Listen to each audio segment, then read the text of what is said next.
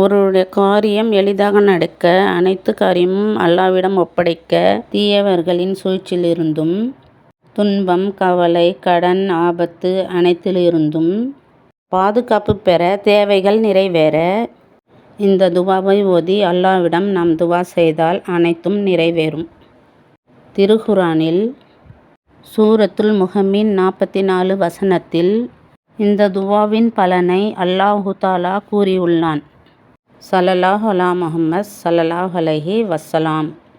வஉஃபவ்விஸு அம்ரி இலல்லாஹி இன்னல்லாஹ பஸீரும் பில்-இபாத்.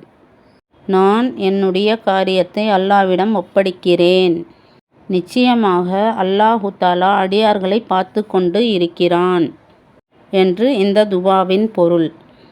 தீயவர்களால் ஏற்படும் சூழ்ச்சியை விட்டு பாதுகாப்பு அளிக்க இந்த துவாவை நாம் அதிகமாக ஓதி வர வேண்டும்.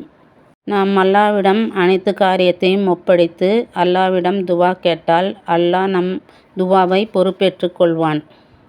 ஆகவே இந்த துவா மிகவும் சிறப்புக்குரிய துவாவாகும். நாம் அனைவரும் ஐவேளை தொழுதுவிட்டு இந்த துவாவை ஓதி அல்லாஹ்விடம் நாம் துவா செய்தால் அல்லாஹ் நம் துவாவை உடனே ஏற்றுக்கொள்வான். நாம் அனைத்து தேவைகளும் இந்த துவாவை ஓதி அல்லாஹ்விடம் ஒப்படைத்து விட்டால் நம் தேவைகளை அல்லாஹ் நிறைவேற்றுவான். அல்லாஹ்வை தவிர நமக்கு உதவி புரிகிறவர் யார் இருக்கிறார்கள்? ஆகவே நாம் அனைவரும் இந்த துவாவை ஓதி அல்லாஹ்விடம் துவா செய்வோம். அல்லாஹ் நம் அனைவருடைய துவாவை ஏற்றுக்கொள்வானாக. யா ரப்பில் ஆலமீன். ஆமீன் ஆமீன். ஸல்லல்லாஹு அலா முஹம்மத் வாலிஹி வஸ்ஸாபிஹி அஜ்மஈன். வல்ஹம்துலில்லாஹி ரப்பில் ஆலமீன். ஆமீன் ஆமீன்.